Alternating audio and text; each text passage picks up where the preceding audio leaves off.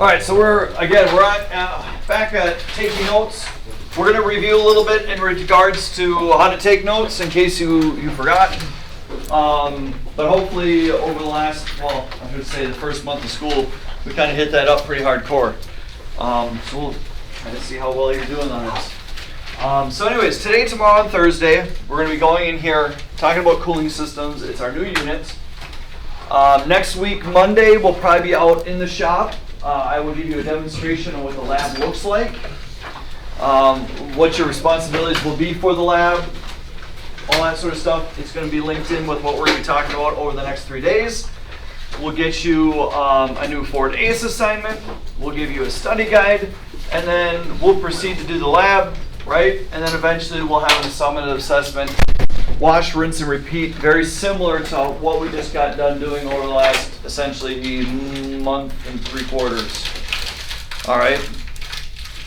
The fun part about this is because we're only really covering our coolant system, it's going to be less information. So it's a little bit more concentrated on what's going to be on the test. And hopefully not as necessarily overwhelming for you. All right. Anyways, also a reminder that the only assignment outside of class that's given to you this week is the reassessment.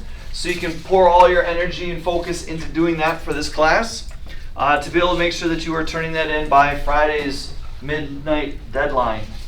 I will not be accepting any reassessments after the fact, okay? So please make sure that you are prioritizing that and getting that done Friday midnight, even though we don't have school on Friday. That can hopefully be an opportunity for you during the day to sit down and kind of hash out some of that stuff, okay? All right, tell me, what do we want to do for taking notes? What's the procedure? What's the first thing we want to write on our notebook? Huh? Title and the name, right? So in this case, we're probably just writing down cooling systems.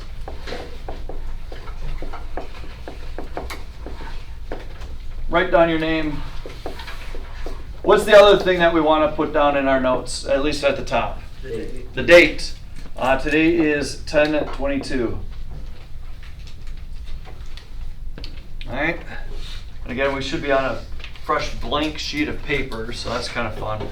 All right, let's go ahead and get in here. Here is our standards from ASE. Again, ASE is the National Institute for Automotive Service Excellence. They drive the training and certification for the automotive technician industry. Okay? And as a student at high school, you should be able to identify a lubrication and cooling system components and configurations.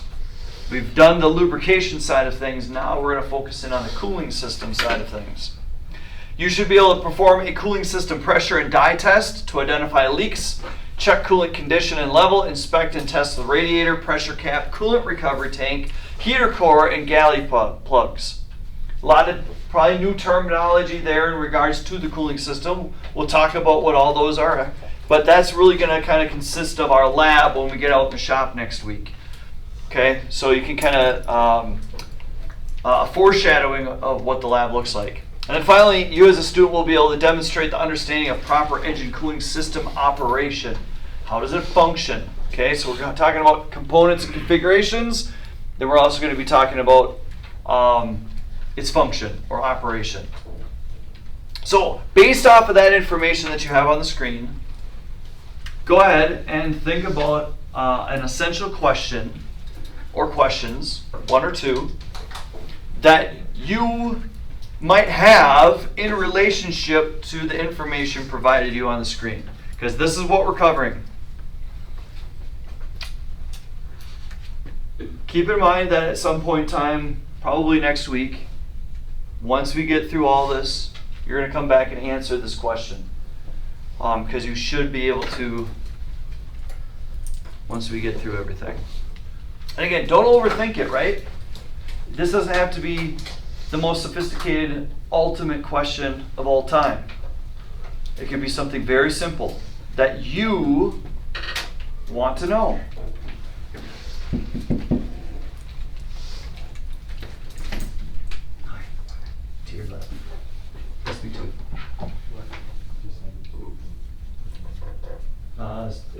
you get the certificate, get it on Google Classroom.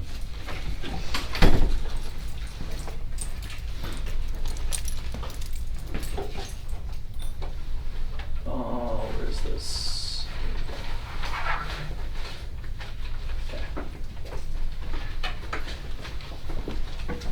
Again, I want to reiterate too with the essential question, every student is going to have a different question. And that's totally okay, right? This is suited for you based off of your curiosity, based off of what you may or may not know. All right? I'm not even going to write down an essential question because at this point in time, we probably should be good at asking questions. Maybe not so great at answering them, but we'll see. Okay. So, again, this is kind of a diagram of a technical standard cooling system. Do your best to kind of sketch out or draw what you see on the screen. It doesn't have to be perfect. Okay? So again, if I'm going to demonstrate this, okay, I'm going to probably come in here like this and go, all right, there's that. Then I've got hose there, and I'll have a hose up here. Let's see here. We got a tube over here for a tank. Let's see here. And we got a little component over here as well. That. Let's see here. This weird looking thing.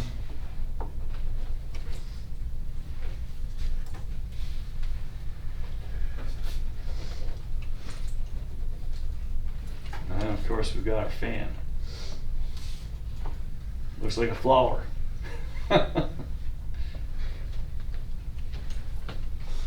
Now obviously anything grayed out is kind of irrelevant to the cooling system, but you can see here, right, here's my engine block. So cylinder head, engine block. So the fan actually gets attached on the outside of that engine block. The water pump, which is number 2, okay, that is in the engine block itself on the outside, but it's bolted to the engine block. We've got our upper radiator hose. We have our radiator. We have our lower radiator hose. We have a thermostat, just like you have a thermostat at home to regulate the temperature in your house. And then we have our coolant reservoir. So again, come in here and kind of just, let's see, fan, right? Water pump.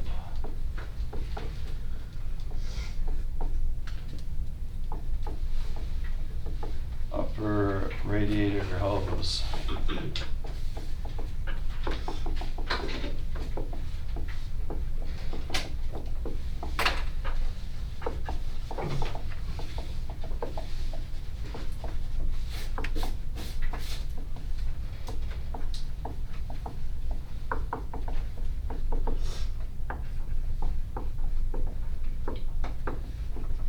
Do I have it called coolant tank or coolant reservoir?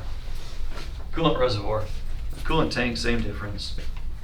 Reservoir just seems a little fancy, right? It's the reservoir. It's French for tank. Right? So you get to kind of get an idea. I mean, if I even wanted to add some stuff in here, I could come in and do that because, you got to make the radiator a little fancy. And again, I want to reiterate this. As a teacher, as an instructor for this, it's my job to kind of dissect or concentrate the information. So that way, depending on the vehicle manufacturer, depending on the type of vehicle, I'm going to try to give you the most generic coolant system layout that you're probably going to encounter. Most of these components you're going to find on most of those vehicles. All right, now, are there variations within the cooling system? Yes. Okay, and again, there might be times where you come across that, hey, the reservoir tank is somewhere completely different. Maybe it's on the side of the radiator instead. Okay, Maybe the water pump is not in the front of the engine, but maybe it's somewhere else, right? It kind of all depends. The thermostat might be off to the side. It could be in the front. The idea is that you understand that these are the names of the components. We're going to talk about their function and configuration in the presentation. So, like, can different cooling systems have, like, actually completely different designs where they add parts, or is it just these parts? It's, for the most part, these parts. There could be, I don't want to say modifications, but slight differences. So, like, for instance, the radiator fan here, this is being powered by a serpentine belt. Or well, more importantly, it's probably going to be powered by the crankshaft. In a lot of newer vehicles, you don't have that. You actually just have fans that are attached to the radiator, and then it's powered by an electric motor. Okay, so it's computer controlled, where some, like my 4Runner, still runs off the crankshaft. So there's slight differences that way. You're still gonna have a radiator and a hose, a top hose and a bottom hose.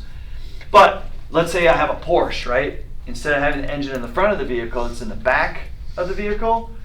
That cooling system is going to be radically different because the air is not, right? The engine's not in the front, so I can't put the radiator in the front. I got to put it in different places. So we're not going to get into like all sorts of differences there, but just understand that there can be differences. I don't know if that helped or hurt. Okay, I'm going to move on here. All right, some abbreviations that you're going to want to jot down with their kind of definitions. MPG, you've probably heard of that before. If you did driver's ed, they might have talked about that. Miles per gallon, right? It's an efficiency rating.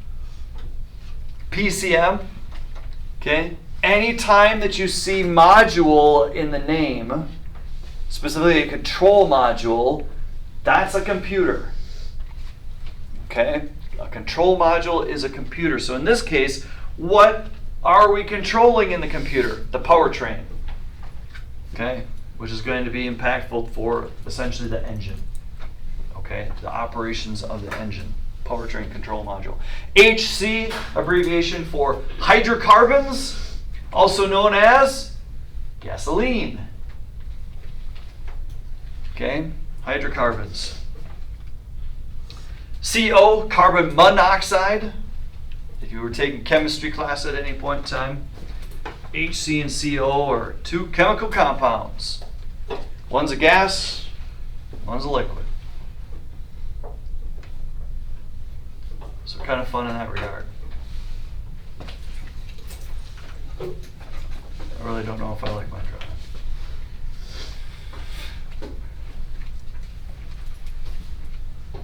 All right, give you 5 more seconds here and then we're going to move on. So MPG, miles per gallon, PCM, powertrain, control module, HC, hydrocarbons, CO, carbon monoxide. Not carbon dioxide, that'd be CO2. Okay, number 1. What is the function, why do we have a cooling system in our vehicles? Okay, well, the cooling system is designed to control the operating temperature of the engine. Just straight up, okay? Its job is to keep the engine at a particular temperature. The reason why we need to do that is so that way we can lower our emissions coming out of the engine, like carbon monoxide, and we want to make sure that we're maximizing the energy that we're harvesting from burning the gasoline in the engine, okay? Hi. Hi, I think it's the front glass. It's a what? The front glass is higher. Oh, okay. There you go. Thank you.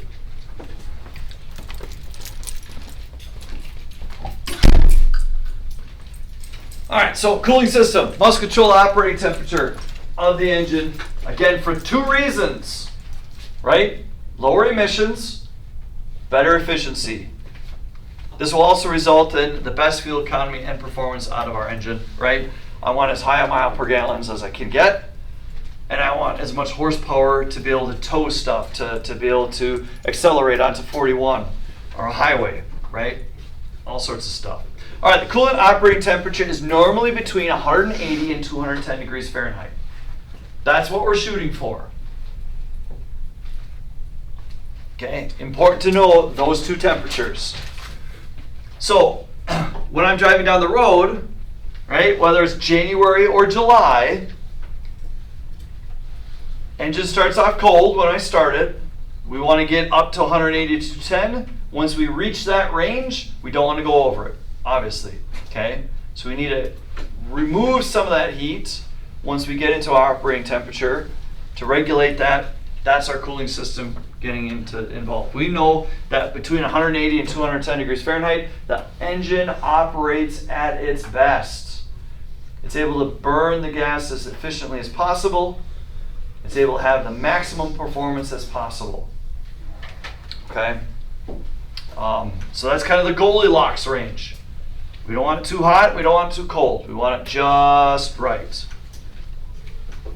Okay, and again, there's a various different gauges that might be on your dash. There could be a symbol like this on your dash light in case you are reaching higher temperatures. That light might come on to notify you, hey, your engine is overheating. All right, that would be bad. Sorry to interrupt. No, it's okay. Yes. You did? Yeah. Okay. We're good on that end. I just need Francisco I kicked down, but he's not. Okay. Yeah. Alright. Thanks for checking. Yeah, no problem. You're the second person to open that door. I'm hoping it's not for what I think it is next. All right, there you go. Easiest question all morning. Who would have thought? Let's see here. Let's see who is paying Is attention. a bigger radiator increase horsepower? It works. Oh. No. Hold on a second. No, sorry. I'm not. Yeah, I'm listening. Yeah. Well, I'm not. No, I'm not. Just tell my gaslight me. Hold on a second. I would never do that. I gotta change this. Okay, well. No, I'm not. I'm hoping I'll be. All right, let me get okay. I think I got everybody in the front row. Second row's good. Front row's good. Third row's good. You know it's A? Yeah. Last row's You know good. it's C? Okay, Hey, everyone got that one right. no, it's B actually. So what is it? Everyone out loud, what is it? It's C. A, 210. A. That's kind of like my operating temperature. I go out in July, I want it to be between 82 and Probably 99. A, I'm gonna be honest. Yeah, right? So D is the correct answer, 180 to 210 degrees Fahrenheit. Again, important to know those numbers, especially when we're going to go out and do lab work. All right, engine coolant is circulated through the heater core to warm the passenger compartment, right? In the middle of January, when it's 20 degrees below zero, I start my engine up. I want the cab on the inside of my car to be nice and comfortable for me to be driving in, right? Because if I can't have heat in my vehicle, right, my focus is going to be from like shivering and trying to stay warm, and I can't concentrate on driving the vehicle. So how do we actually heat the cab of the engine? We use the heat coming from the engine, right, and we move that with coolant to essentially a mini radiator that's inside the cab. Okay, that's what the heater core is. That's right here. Okay, let me go ahead and start drawing some of the stuff on here. So all this green color is our coolant. It goes into the heater core. Okay, air is moved through the heater core. That heat is then dissipated through convection out into the cab. Okay, and then that coolant slightly cools down, and then it recirculates back into the engine to pick up more heat. Okay, that's what a heater core is, which is kind of fun. Now, if I'm, let's say, in the middle of January and it's cold outside, right, and I'm not producing the amount of heat that is necessary, right, to heat up the cab quickly, we would probably start to suspect that the heater core is not doing its job. Okay. The fun part is like, right, in the fall, if you park your vehicle for a long period of time, mice and small rodents like to find warm places. Guess where they're going to build a nest? Potentially around the heater core, potentially around the engine, right?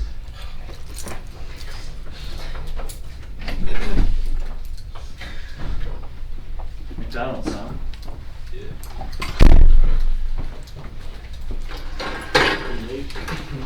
So what's interesting is sometimes you might have a problem with that. And it's something you have to look at it. Maybe you don't actually have a bad functioning system. You just got to go in there and clean out the leaves, right? Clean out the nest, which is always kind of weird, right? Mice going to crawl up your arms and like bite you. One would only hope. I'm just kidding. Everyone's all here really nervous.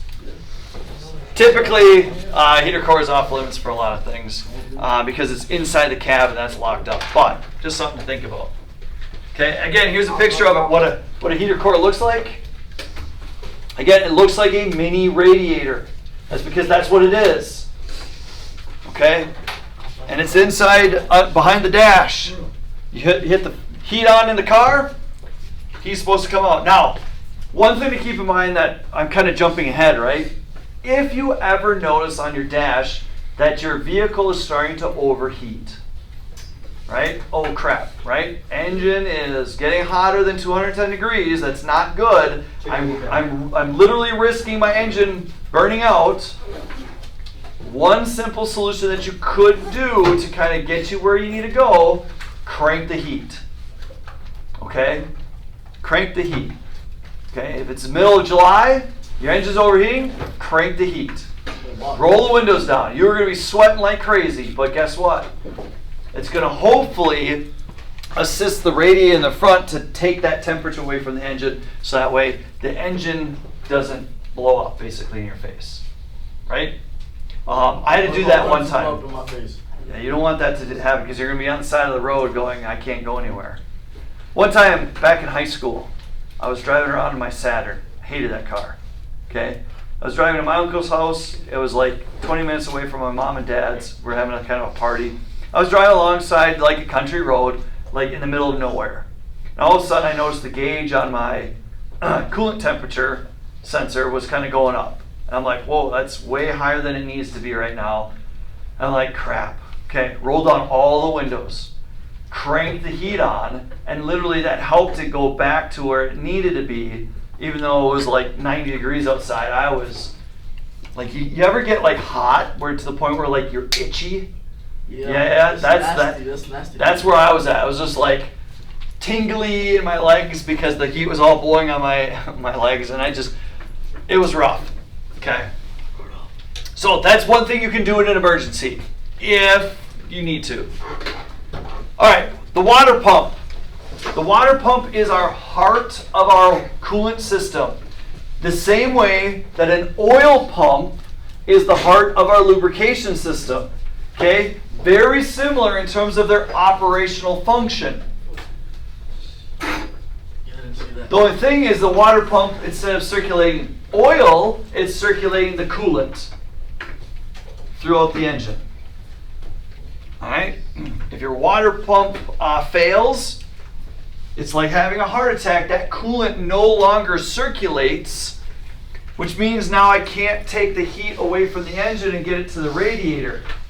This is a potential problem when my engine starts to quote-unquote overheat. Your water pump might be broken. Now, in order to do that, we have an impeller built into the water pump, which is basically a fancy term for a propeller, right? Like on a boat. As it turns, it just takes it and kind of spits it out.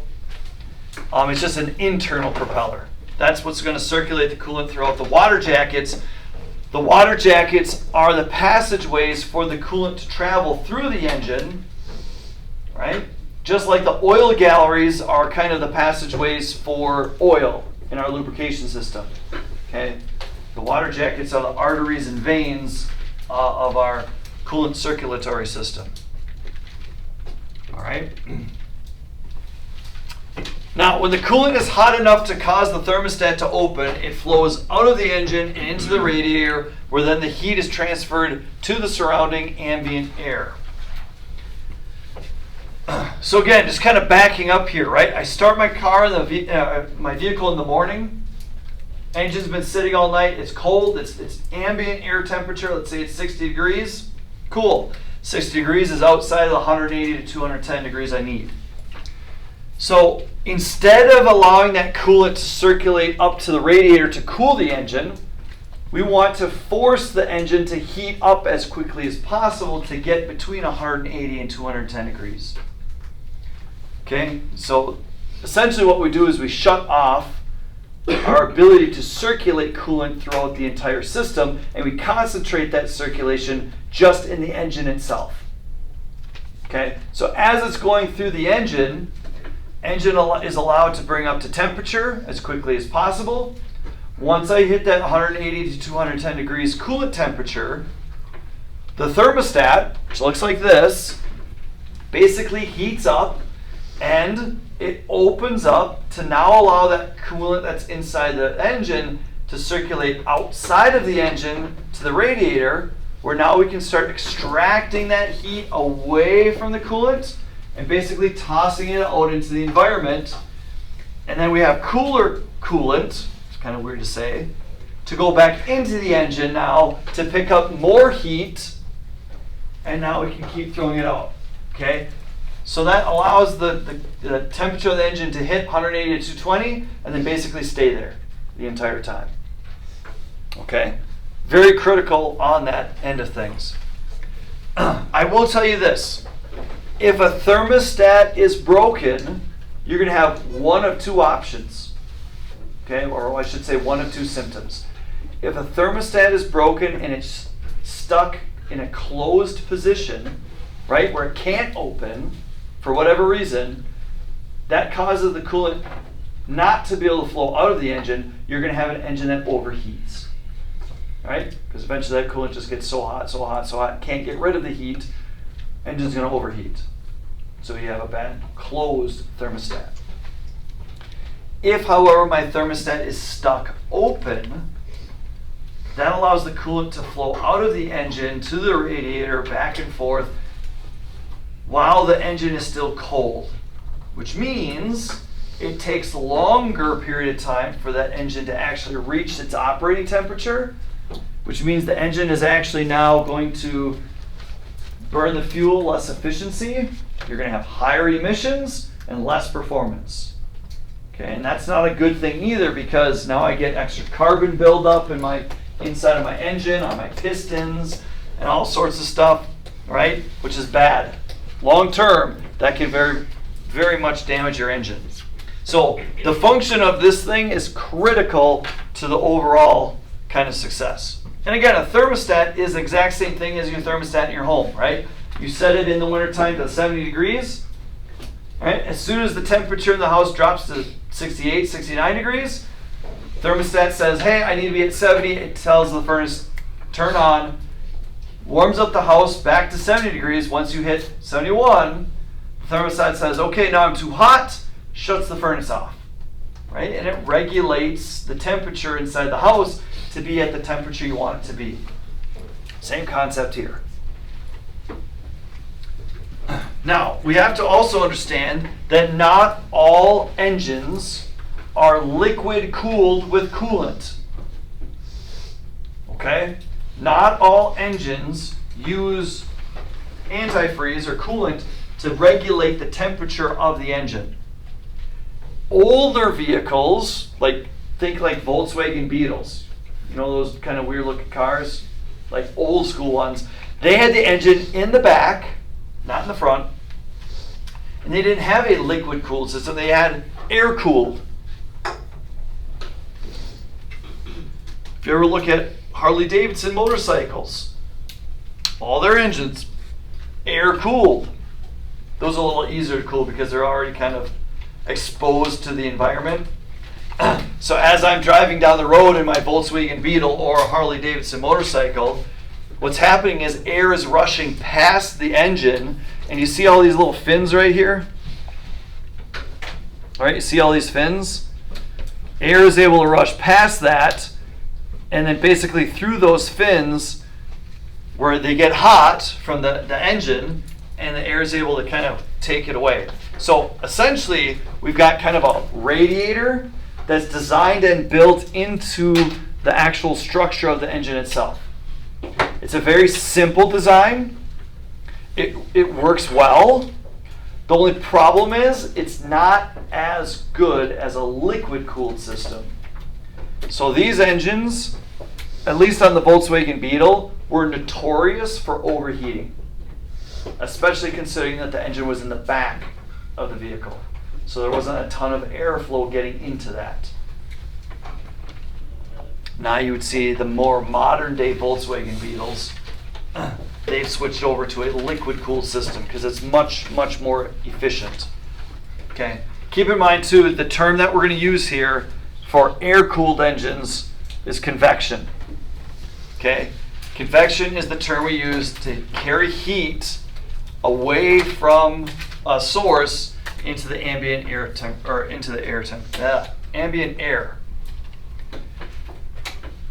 Okay. And now in a liquid-cooled system, instead of having the fins on the engine itself, we basically move those fins to a different device, and now we pump coolant through here and then move that coolant over to the radiator and circulate that back around.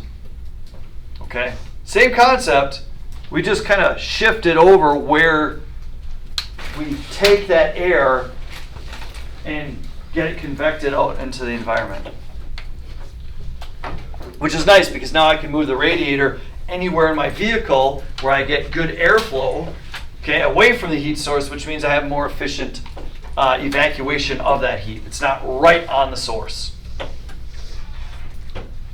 All right, liquid cooling systems offer more precise control of engine operating temperatures with less variation. That's why we like to use them. And that's pretty much everything you're going to encounter on a modern day vehicle, from like pretty much everything. Okay, there's only maybe a handful of vehicles that way back in the day would have an air-cooled engine. And again, there are laws that are in place that have been passed by governments saying your engine needs to be this efficient, right? It can only have so much pollutants coming out of the engine. So in order to regulate that and meet those standards, we have to have a system like a liquid cooling system in place to meet that standard. And again, our coolant system reduces our exhaust emissions. It increases our miles per gallon, our efficiency, how far we can go, which also increases our performance, and it improves heater operation. Okay, especially when we're talking about our heater core in the passenger compartment. Okay. A weird thing most people don't realize too is that when we burn gas in an engine, right, we're trying to harness that to be able to power our wheels. Most of the energy when we burn gas is actually converted to heat. It's not converted directly into energy for the wheels. So if there's a way that we can, through technology, develop a higher percentage of energy and a lower percentage of heat, our engine becomes way, way better.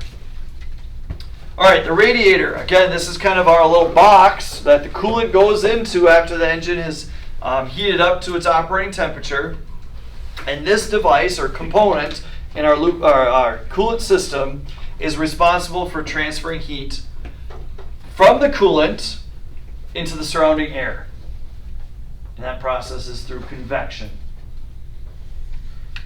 Okay, again, you can think here of, this is the front of the engine, air is coming in through here as we're driving down the road. Okay, there are little small fins here, you can't really see it too well, but that air then passes through the radiator, and as that air is passing through the radiator, because the air is colder than the temperature in the radiator, that heat is then picked up and then basically removed away from it. Okay, so hot coolant goes in the top. Coolant basically is circulating through here, and then it goes out the bottom, and it's cooler I don't want to say it's cool. Okay, it's still going to be hot in terms of our temperature, but in terms of what was going in, right, it's going to be cooler coming out. So this is going from the engine. This is going back to the engine. I know that's kind of a lot of drawing on there, but you get the idea. I made that really, really complicated. Did I? Yeah. How's an easier way for me to... It goes in and it gets rid of. It goes in the hole and it comes out the hole, and it's cooler when it comes out the hole. Yeah. There you go. Okay. Why are there so many arrows? Well, it's the air, right? Yeah, that's just air pressure. The air is passing through the radiator, and that's what's allowing the coolant to get cooler, because that air is picking up all that heat and taking it out. Now here's a fun question. You probably already can figure this out. This works phenomenal when I'm driving down Highway 41 at 70 miles per hour, right? A lot of air moving through that radiator, moving out of the vehicle, can regulate the temperature fine. What happens when I'm in the parking lot and I'm sitting still, the engine's running? There's no breeze, so there's no air going into my radiator to help cool my engine. What do? Turn it off. Pray. Pray? Turn it off? The answer is literally looking at you right on the screen right now. You have that fan. I have a fan, right? I have a fan. What's the purpose of the fan? To turn on, and when that fan is turned on, it literally is drawing air through the radiator to help cool it when the vehicle's not moving. We'll get into that here in a second, right? So the job of the fan is to draw air through the radiator, especially when the car isn't moving. Ta-da! Okay, so that's the job of the fan. And again, depending on kind of the configuration of this, we could have a fan hooked up to our crankshaft. So as the engine's running, the fan's turning, right? So even if I'm parking out in the parking lot, not moving, the fan's still turning because the engine's on. The problem with that is that fan is then now basically a parasite on the engine, and the engine has to power it. So that means we're kind of taking or stealing some of the horsepower from our engine to be able to operate the fan. Okay, so it's not super efficient. That's why most modern day vehicles will actually have an electric fan, right, with an electric motor that can turn on and off based upon when the computer needs the fan to turn on and off. So that way when I'm driving down Highway 41 at 70 miles an hour, I don't need the fan to be on because I have plenty of air. So we can actually save energy by turning that off. But if my fan is hooked up to my crankshaft, I can be going down Highway 41 at 70 miles an hour, that fan is still cranking, even though I don't need it. So you can see that an electric motor, an electric fan is much more efficient when it comes to its operation. Now, the problem is you probably didn't notice this. You probably did because you're smart. Okay, my radiator is what shape? Right? It's a rectangle. Sorry, I can't see this. Okay, it's a rectangle. What's the shape of my fan? Circle. What happens all over here as I'm sitting in the parking lot? Am I drawing air through that area? No. Nope. So the only area on my radiator that's actually getting cool is where the fan's at. That's not efficiency. I'm not maximizing my surface area. So what do? Yeah, I need to make a circle into a square, a rectangle. How do I do that? Not through a radiator hose, through a shroud. We'll get into that here in a second. All right, radiator hoses. The construction of them is not a normal hose, right? It's not like you can just go down and get like a garden hose, right, from Menards or Fleet Farm and hook it up and go, okay, well, this is going to work, right? On the inside of that hose, there's going to be a spring. Like literally, like a metal coil, right? To strengthen and give that hose rigidity. Because as coolant is flowing through that hose can collapse or expand depending on the pressures of the coolant.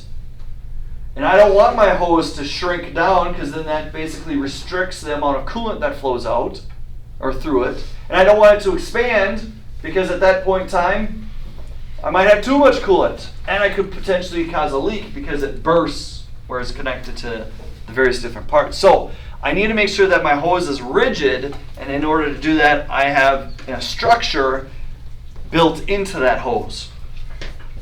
So it maintains its shape, which is kind of interesting. All right, which of the following system parts controls coolant flow? Am I going to get this one? No, this one.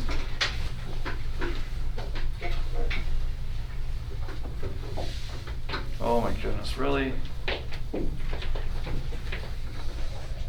All right, I got to change this. All right, which of the following system parts controls coolant flow?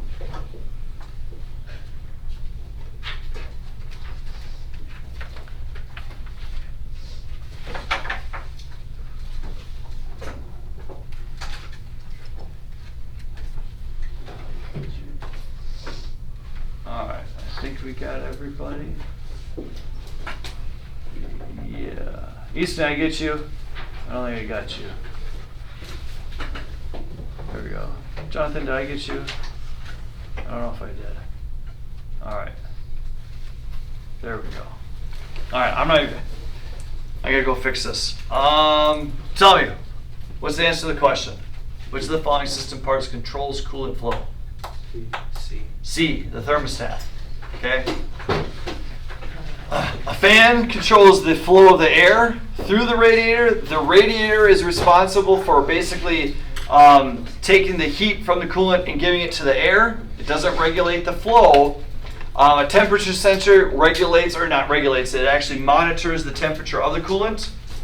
And then the thermostat, when it opens, allows the hot coolant to flow out into the radiator. When it's closed, it causes the coolant just to maintain its circulation in the engine. Okay? That's just a bad statement question. Which of the following system parts controls coolant flow? How's that a bad worded question? Because we just learned that the thermostat just opens when it's warm enough. Yeah. It controls coolant flow. Thermostat regulates what its Yeah. temperature is supposed to be. The idea is current or coolant flowing. Can't flow if the thermostat's shut off. Okay. It's still flowing when it's slow. It is. Maybe I should clarify it a little bit better. You see what we see now, like, You're overthinking the question though. no, like, I don't know, it's just, I think it's just stated to you. I appreciate the feedback. All right, automatic transmission fluid cooler. We're not going to get into automatic transmissions right now, but the radiator is at the front of the engine or vehicle for the most part, in most vehicles, to allow the maximum amount of air to flow through it. Okay. That's also a good place for a lot of other items to cool down other fluids. So in our case of our automatic transmission, we would also have essentially a radiator for our transmission fluid to go through that's separate from our coolant radiator to allow coolant for that, right? We talked about our lubrication system. We talked about how sometimes we have an oil cooler, right? You might have a little radiator to regulate the oil temperature. Your AC system, we'll get into that at the end of the school year, but the AC system has refrigerant that's going to circulate through that, through a radiator type piece to regulate that temperature. So there are a lot of different kind of radiators, quote unquote, they're not called radiators, but it's going to be in the front of the engine, okay? How you tell the difference between a transmission fluid cooler and an oil cooler and the radiator and your refrigerant radiator, right? Normally speaking, your engine radiator for the coolant is going to be the largest one there. It's going to be the most dominant one.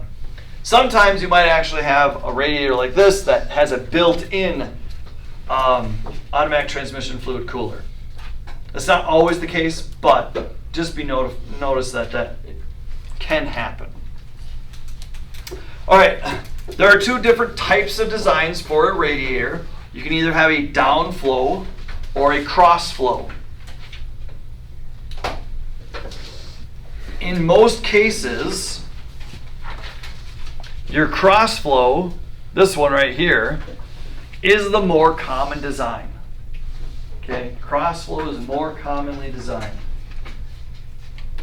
Okay, so again, your downflow right here, that's this one, that's this one. Your cross flow, we've got this one, and we've got, oh, that one. There you go. What's the main difference that you can see from just physically speaking? What's the physical difference between those two? The way the air moves, and, oh, no, how they're set up, like their size. Their size, okay? Granted, they're going to have probably the same surface area, but the rectangles, right? Which way is the rectangle direction? Horizontal. The cross flow one is more horizontal. The vertical flow one is more vertical. Does that also mean the hose placements are different? Say that again? Would the hose placements be different? They can be, right? So here's my inlet from the engine. It goes in there and then it comes out the bottom here. Okay, here's the topmost part. That's where it's going in. Down here is where it's going out. The idea is because this is taller, let me go ahead and delete some of this. Because this is taller, I need a much larger, taller grill in front of my car in order to support that. By doing that, I have a much less aerodynamic vehicle. So that's why a lot of times, 99.9% of the time, in modern day vehicles, you're going to have a cross flow because it can be wider without being as tall. So that means my grill of my car can be much smaller, my vehicle can become more aerodynamic. It's kind of fun. Okay? So you're going to see downflow on older pickup trucks. Okay? But pretty much everything modern is going to end up being cross flow. Okay? So instead of having the coolant just drop from top to bottom, it actually kind of goes side to side and then it drops down. That's all that means. All right, we'll pick up on 13 tomorrow. I'll make a note of that. Good job.